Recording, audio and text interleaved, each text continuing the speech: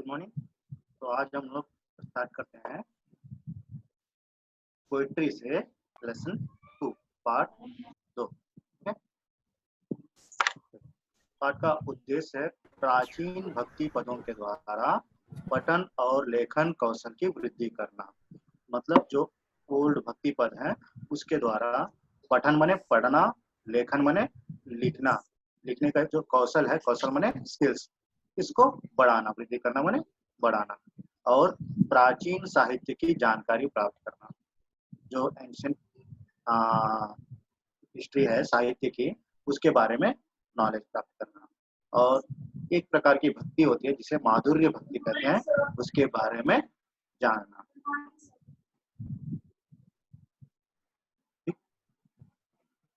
तो देखो, ये जो भक्ति पद है इसकी जो कवित्री है मीरा है ना। मीरा जो है भक्ति काल में एक प्रमुख कवित्री है। तो ये कृष्ण भक्ति शाखा की एक प्रमुख कवित्री मानी जाती है सूरदास के बाद। तो इस मीराबाई का जन्म जो है जोधपुर के चौकड़ी, जिसको कुर्की भी कहा जाता है, उस गांव में 1503 में हुआ माना जाता है।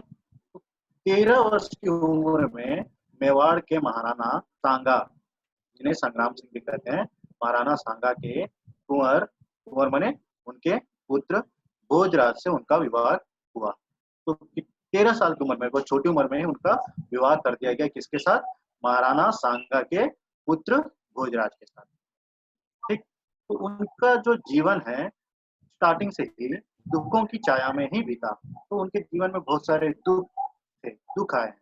बाल्यावस्था में ही माँ का देहांत हो गया था। जब मीरा बहुत छोटी थी तो उसी समय उनकी माँ का देहांत हो गया था।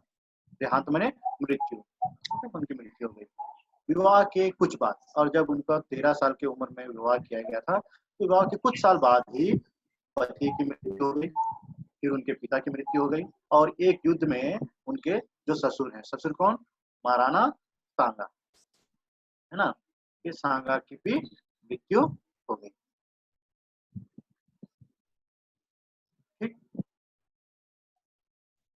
भौतिक जीवन से निराश मीरा ने घर परिवार त्याग दिया।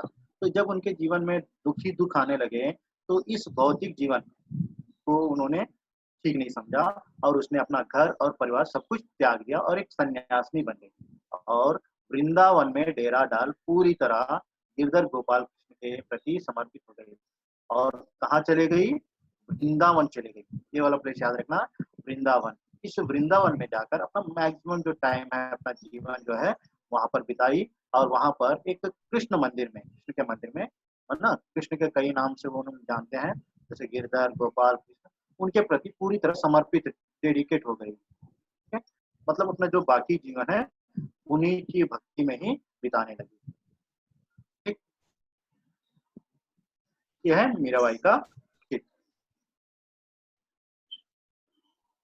तो मध्यकालीन भक्ति आंदोलन की आध्यात्मिक प्रेरणा ने जिन कवियों को जन्म दिया उनमें मीराबाई का विशिष्ट स्थान है। तो जैसे मैंने बताया था, मध्यकालीन मध्यकालीन जो भक्ति काल है इसको 2 भागों में बांटा गया था। ऑलरेडी हम लोग पहले भी क्लासेस में इसको डिस्कस कर चुके हैं। क्या है एक चीज?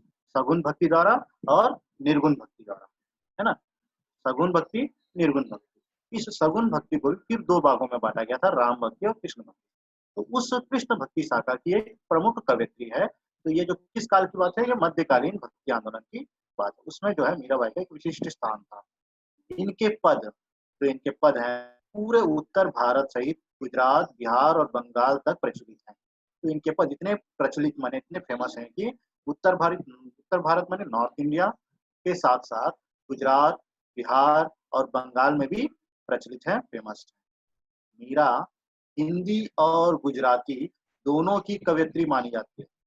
तो मीरा का जो नाम जितना हिंदी में जानते हैं उतना गुजराती में भी इनको जानते हैं। तो हिंदी और गुजराती दोनों की कवियत्री मानी जाती है ना। तो इन्होंने बहुत सारे जो पद हैं हिंदी में लिखे हैं, कुछ गुजराती में भी लिखे। संत रैदास की शिष्या, मतलब मीराबाई के जो गुरु हैं किसे माना जाता है? संत रैदास। अब ये संत रैदास कौन है? हम लोगों ने ग्रेड में पढ़ा ना, जिनका पहला पद रैदास थे, तो वो रैदास जो है इस मीराबाई के गुरु हैं, माने जाते हैं। तो इस मीरा की कुल 7-8 कृतियाँ ही उपलब्ध हैं और मीराबाई ने टोटल अपने जीवन में कुल 7 या 8 रचनाएँ ही लिखी हैं जो हमें उपलब्ध है, प्राप्त हैं। तो इसमें मीरा की जो भक्ति है, स्टार्टिंग में बताया था कि एक प्रकार की भक्ति होती है माधुर्य भक्ति। वो भक्ति जो मीरा की भक्ति है, तो मीरा की जो भक्ति है दैन्य माधुर्य भाव की है। ये माधुर्य भाव क्या होता है? माधुर्य माने लव एंड अफेक्शन। तो ये अपने भगवान को प्रेम भाव से भक्ति करती है। किस भाव से? प्रेम भाव से। इस प्रेम भाव की जो है उसे बोलते हैं माधुर्य भाव की भक्ति। इन पर योगियों, संतों और वैष्णव भक्तों का सम्मिलित प्रभाव पड़ा है। तो ये जब अपने स्टार्टिंग एज में ही बहुत सारे दुखों को झेली है और उन दुखों के कारण अपने जो भौतिक जीवन से वो विरक्त हो चुकी है और उसके बाद विरक्त होने के बाद वो एक साधु सन्यासियों के साथ मिल गई थी और एक सन्यासिनी बन गई थी। तो इस कारण इनके जो जीवन में किनका प्रभाव दिखाई पड़ता है? योगियों का, संतों का और वैष्णव भक्तों का प्रभाव दिखाई पड़ता है। मीरा के पदों की भाषा में राजस्थानी, ब्रज और गुजराती का मिश्रण पाया जाता है। तो मीरा की जो भाषा है, ये भी एक टाइप का मिक्सर भाषा है। जैसे हम कबीर की भाषा की बात करते हैं, तो कबीर की भाषा जो है सदुखड़ी या संतों की भाषा बोली जाती है ना? खिचड़ी भाषा बोली जाती है। उसी प्रकार जो मीरा की जो भी भाषा है, मीरा के भाषा में भी अनेक भाषाओं का मिश्रण पाया जाता है। तो मोस्टली जो उसमें है राजस्थानी, ब्रज और गुजराती का मिश्रण पाया जाता है और इसके साथ-साथ पंजाबी और खड़ी बोली, पंजाबी और खड़ी बोली और पूर्वी, पूर्वी माने बिहारी, भोजपुरी आदि जो शब्द हैं, ये शब्द का भी प्रयोग मिलते हैं। तो यहाँ पर जो मीराबाई की जो भाषा है, मीराबाई की जो भाषाओं में भी 5-6 भाषाओं के शब्द मिलते हैं। उसमें मुख्य क्या है? राजस्थानी, ब्रज, गुजराती, पंजाबी, खड़ी बोली और पूर्वी। इतनी भाषाओं के वो शब्द जो हैं, हमें मीराबाई के पदों में देखने को मिलते हैं। ठीक? तो पाठ प्रवेश में आते हैं।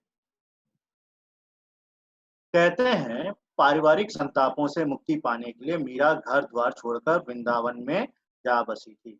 मैंने बताया था जब इनके स्टार्टिंग एज में बहुत सारे दुख आए थे तो उन दुखों को झेलने के बाद वो पारिवारिक जीवन से बिल्कुल विरक्त हो चुकी थी।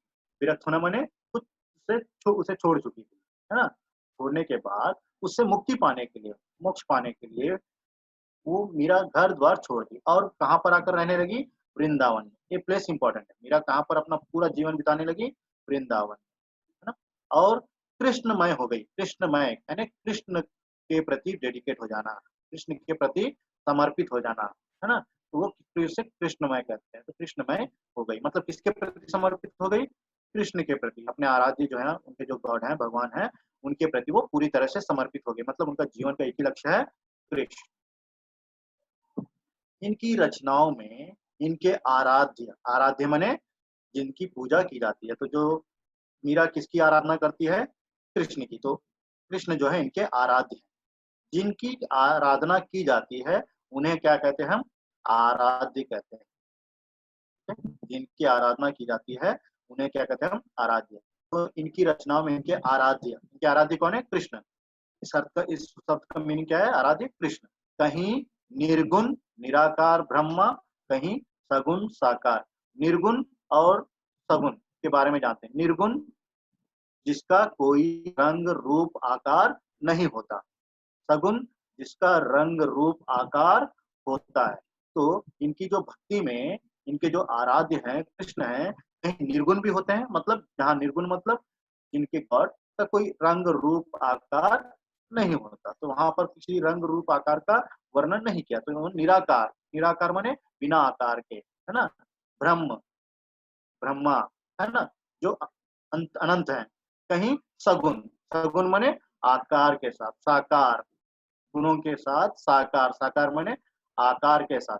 गोपी वल्लभ श्री कृष्ण जो कृष्ण का आकार है उनका भी उन्होंने वर्णन किया। और कहीं निर्मोही परदेसी जोगी के रूप में, और कहीं निर्मोही मतलब जिसे कोई मोह ना हो, कोई आकर्षण ना हो, है ना, कोई चिंता ना हो, ऐसे मतलब निर्मोही, कोई आकर्षण नहीं है, कोई चिंता नहीं है, ऐसे परदेसी जोगी के रूप में, एक जोगी या सन्यासी के रूप में भी उन्होंने अपने आराध्य का वर्णन किया है। तो 3 रूपों में वर्णन किया है, कहीं निर्गुण ब्रह्मा के रूप में, कहीं सगुण कृष्ण के रूप में, और कहीं निर्मोही परदेसी जोगी के रूप में। वे गिरधर गोपाल के अनन्य और एकनिष्ठ प्रेम से अभिभूत होती थी। मीराबाई जो है गिरधर गोपाल मतलब उनके कृष्ण के अनन्य अन्य, है ना, अन्य मतलब कहीं और अन्य नहीं है, अनन्य माने यूनिक, और एक निष्ठ, एक ही श्रद्धा से, प्रेम से अभिभूत हो जाती है, कृष्ण के प्रति डेडिकेट हो गई है ना, मतलब कृष्ण के अलावा और कोई नहीं है, पूरी तरह से अपनी पूरी श्रद्धा से वो कृष्ण के प्रति समर्पित हो गई है, कृष्ण के प्रति अब तो अपना पूरा प्रेम श्रद्धा जो है इसको समर्पित कर दी कृष्ण। ठीक, कृष्ण मीराबाई इस प्रकार कृष्ण के प्रति समर्पित हो गए और कृष्ण के जो भक्ति पद हैं गाते हुए अपना जीवन यापन कर दी। प्रस्तुत पाठ में संकलित दोनों पद मीरा के इन्हीं आराध्य को संबोधित करते हैं। तो प्रस्तुत पाठ में मीरा के 2 पद दिए गए हैं, 2 पद इसका संकलन किया गया है। ये जो दोनों पद हैं मीरा के आराध्य को संबोधित करते हैं। मीरा के आराध्य कौन? कृष्ण। तो कृष्ण को संबोधित करते हैं, है ना। मीरा अपने आराध्य से मनुहार भी करती है। तो मीरा अपने आराध्य, आराध्य कौन? कृष्ण से मनुहार, मनुहार माने मन की बात बताना, मन की इच्छा बताना। तो मीरा के मन में क्या इच्छा है वो अपने आराध्य से बताती है, विनती करती है। मनुहार माने विनती करना, मन की बात बताना, मन की इच्छा बताना, मनुहार। ठीक, और लाड़ भी लड़ाती है। लाड़ माने प्यार, और प्यार भी करती है। मैंने बताया था मीरा की जो भक्ति है कैसी है? माधुर्य भक्ति। माधुर्य भक्ति माने एक प्रकार की प्रेम पूर्ण भक्ति, प्रेम रूपी भक्ति, है ना, जिससे अपने आराध्य से प्रेम भी करती थी। मीरा जो अपने आराध्य, आराध्य माने कृष्ण, मीरा अपने कृष्ण से प्रेम भी करती थी। तो मीरा अपने आराध्य से मनोहार करती थी, विनती करती थी, और लाड़ भी लड़ाती। लाड़ लड़ाना ना प्यार कर। तो अवसर आने पर उलाहना, उलाहना माने गुस्सा करना, डांटना, उलाहना माने डांटना, गुस्सा करना। तो उलाहना देने से भी नहीं चूकती थी। तो अपने कृष्ण पर गुस्सा करना और डांटने से भी नहीं चूकती, है ना। तो मीरा जो है अपने आराध्य से 3 प्रकार के क्रिया करती थी। पहला मनोहार भी करती थी, तो वक्त आने पर उनसे अपने मन की इच्छा बताती थी, विनती करती थी। दूसरा प्यार पूर्ण बातें करती थी, प्यार भी जताती थी, और तीसरा अवसर आने पर उन पर गुस्सा करती थी और उन्हें डांटती भी थी। उनकी क्षमताओं का गुणगान, उनकी क्षमता, क्षमता माने कैपेसिटी, है ना, उनके सामर्थ्य का गुणगान भी करती थी, प्रशंसा भी करती थी। प्रशंसा माने प्रेज, गुणगान माने प्रेज करना। स्मरण करती थी, स्मरण माने याद करना, उन्हें हमेशा याद भी करती थी। तो उन्हें उन्हें उनके कर्तव्य याद दिलाने में भी देर नहीं लगाती थी। तो उनकी जो क्षमताओं को प्रशंसा करती थी, उन्हें हमेशा याद भी करती थी, और कभी-कभी जब ये अपने कर्तव्य भूल जाते थे तो उन्हें कर्तव्य भी याद दिलाती थी, मतलब डांटती भी थी। इस प्रकार वो अपने आराध्य से 3 प्रकार की क्रियाएं करती थी। तो देखो मीरा का पहला पद, आज हम पहला पद पढ़ेंगे, नेक्स्ट क्लास में दूसरा पद पढ़ेंगे। तो यहाँ देखो पहला, हरि आप हरो जनरी भीर। एक एक पद का, एक एक वर्ड का मैं मीनिंग बताऊंगा, उस पर इस पद को समझाऊंगा। हरि, हरि यहाँ पर मीरा के लिए कौन है? कृष्ण। आप मने तो यू। हरो, हरो मने हरना, दूर करना, हरो मने दूर करना। जन, जन मने लोगों। री, री मने की, लोगों की। हीर, हीर मने पीड़ा, पेन, दर्द, है ना, जो प्रॉब्लम्स है। तो हरि आप हरो जनरी भीर। हरि मने कृष्ण, आप मने तुम या आप, हरो हरना दूर करना, जन मने लोग, री मने ही, एंड हीर मने पीड़ा। तो फर्स्ट लाइन में मतलब मीरा क्या कहती है, हे कृष्ण आप लोगों की, हे कृष्ण आप लोगों की पीड़ा को क्या करते हैं, हरते हैं। हरते मतलब दूर करते हैं। तो हे कृष्ण आप लोगों की पीड़ा को दूर करते हैं, है ना। हाँ, नेक्स्ट लाइन में आओ। पहला ना, हे कृष्ण आप लोगों की पीड़ा को दूर करते हैं। नेक्स्ट, द्रौपदी री, द्रौपदी ये महाभारत की एक पात्र है। द्रौपदी जो पांडवों की पत्नी मानी जाती है। तो द्रौपदी री, द्रौपदी री माने द्रौपदी की लाज, लाज माने इज्जत, लाज माने इज्जत, राखी माने रखे, राखी माने रखे, आप बढ़ायो, बढ़ायो माने बढ़ाकर देकर, चीर, चीर माने कपड़ा वस्त्र, यहाँ पर साड़ी। तो ये महाभारत का एक सिचुएशन है, एक बात है जहाँ पर पांडव और कौरवों के बीच द्रौपदी को हार जाते हैं, जिसके कारण कौरव जो हैं द्रौपदी का चीर हरण करते हैं, मतलब वस्त्र का हरण करते हैं, कपड़ा निकालते हैं। तो उस समय द्रौपदी का जब चीर हरण किया जाता है कौरवों के द्वारा, तब कृष्ण जो है बढ़ाकर, चीर बढ़ाकर मतलब साड़ी बढ़ाकर इस द्रौपदी की लाज बचाई। राखी मैंने यहाँ पर रखना या बचाना, तो द्रौपदी की लाज बचाई, है ना। तो इसमें इस लाइन में क्या कहती है मीरा, मीरा कहती है कि जब द्रौपदी की इज्जत, है ना, दांव पर थी, आपने लाज बचाई। फर्स्ट आप लोगों की पीड़ा को हरने वाले हैं, हरते हैं। जैसे एग्जाम्पल दे रही है कि आपने भरी सभा में द्रौपदी की इज्जत साड़ी बढ़ाकर बचाई। नेक्स्ट, इसमें देखो, भगत कारण रूप नरहरि, भगत मने भक्त, अपने भक्त के कारण, भक्त के लिए रूप नरहरि, रूप मने आकार, नरहरि मने नर सिंह, नर और सिंह का अवतार। तो जो इनके भगवान हैं कृष्ण जो हैं, एक बार अपने भक्त की रक्षा करने के लिए, अपना भक्त, उस भक्त का नाम है प्रहलाद, अपने भक्त की रक्षा करने के लिए उन्होंने नरसिंह का अवतार लिया था, और नरसिंह का अवतार लेकर अपने भक्त की रक्षा की थी। उस भक्त के पिता हिरण्यकश्यप थे जो बहुत बड़े राक्षस थे, तो उनको वध करने के लिए उन्होंने नरसिंह का रूप धारण किया। अब जैसे नरसिंह का रूप क्यों धारण किया, तो उनके जो पिता, जो प्रहलाद के जो पिता थे हिरण्यकश्यप, तो उनको एक वर मिला था कि वो जब दिन में नहीं मरेंगे, रात में नहीं मरेंगे, सुबह नहीं मरेंगे और सामने नहीं मरेंगे, घर के अंदर ना मरेंगे ना घर के बाहर मरेंगे, औजार और हथियारों से नहीं मरेंगे। तो उन्होंने ना आदमी से मरेंगे ना पशु से मरेंगे। तो आधा आदमी और आधा पशु, जो नर और सिंह का अवतार लिया, और दिन और रात में ना होकर शाम के समय ना घर और ना बाहर, मतलब घर के आंगन में जहाँ दरवाजा होता है उस पर, ओके, और ना हथियार और औजार से, तो अपने नाखूनों से उस हिरण्यकश्यप का वध किया था। इसी कारण भक्त के कारण अपने प्रहलाद की रक्षा करने के लिए उन्होंने नरहरि नरसिंह का रूप धारण किया। यो शरीर आप, तो नरहरि का रूप धारण किया, नरहरि का शरीर आपने धारण किया, इसको बचाने के लिए, अपने भक्त प्रहलाद को बचाने के लिए। ठीक, नेक्स्ट लाइन, बूढ़तो गजराज, यहाँ पर देखो बूढ़तो, बूढ़तो मने डूबते, ठीक है, बूढ़ना मने डूबना, यहाँ पर रिवर्स आएगा, डूबना, बूढ़तो मने डूबना। तो डूबते गजराज, गजराज मने हाथी, राखियो, है ना। तो जैसे देखो द्रौपदी की लाज, लाज राखी आप बढ़ाए चीर, इसका इसका हम लोग ये देखते हैं, ये देखो इस तरह से, इस तरह से कृष्ण ने उसकी साड़ी बढ़ा रक्षा की, राइट।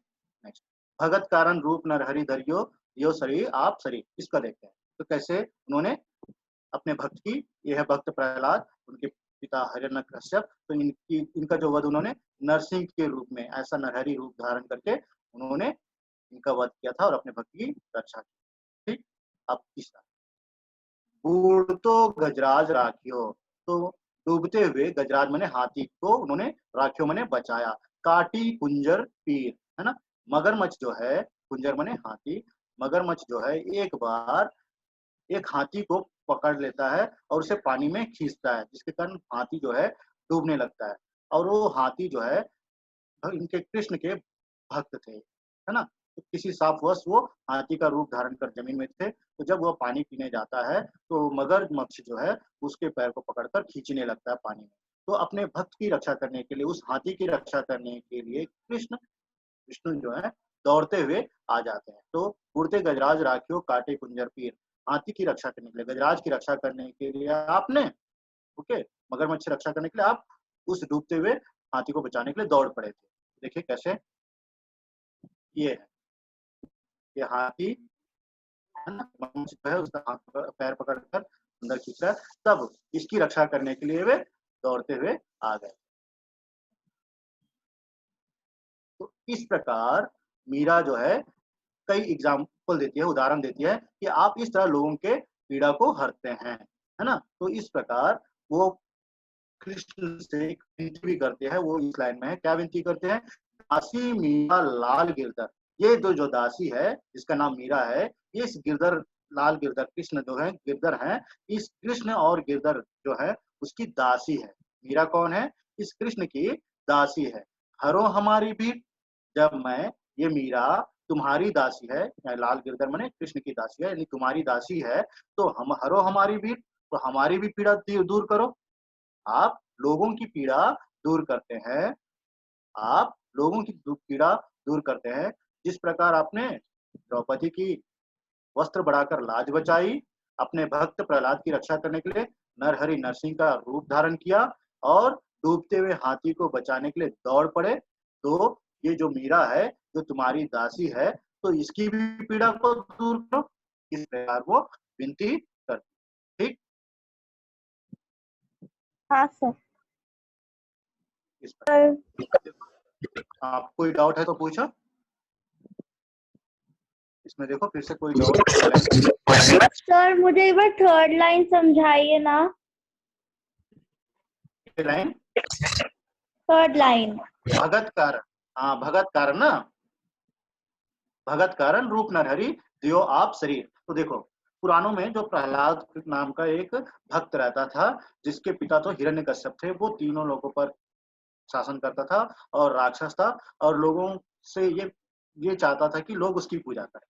लेकिन जब उसी के घर में बेटा जो था प्रहलाद, वो भगवान विष्णु की पूजा करता था, तो इस कारण तरह तरह के प्रताड़ना देता था। तो एक बार जब उसे मारना चाहता था हिरण्यकश्यप, तो अपने भक्त की रक्षा करने के लिए जो कृष्ण या विष्णु जो है नरसिंह का अवतार लेकर आते हैं और उन्हें मारते हैं, उस हिरण्यकश्यप राक्षस को वध करते हैं। तो अब ये नरसिंह का अवतार क्यों लिया, इसके पीछे कारण है कि वो जो हिरण्यकश्यप था उसको एक वर मिला था, एक गुण मिला था कि वो ना दिन में ना रात में, ना घर के अंदर ना घर के बाहर, ना हथियार ना औजार, किसी से मरेगा नहीं, है ना, ना आदमी और पशु से मरेगा नहीं। तो इस कारण उन्होंने सब चीज आधा आधा, मतलब एक नर हरि, है ना, आधा मनुष्य आधा सिंह का रूप धारण लिया, और ना दिन ना रात, शाम के समय आए, और ना घर के अंदर ना घर के बाहर, मतलब जहाँ दरवाजा होता है, ना घर के अंदर होता है ना बाहर होता है, उस दरवाजे पर बैठकर, और ना हथियार और औजार, तो अपने नाखून से, जो सिंह के नाखून होते हैं ना,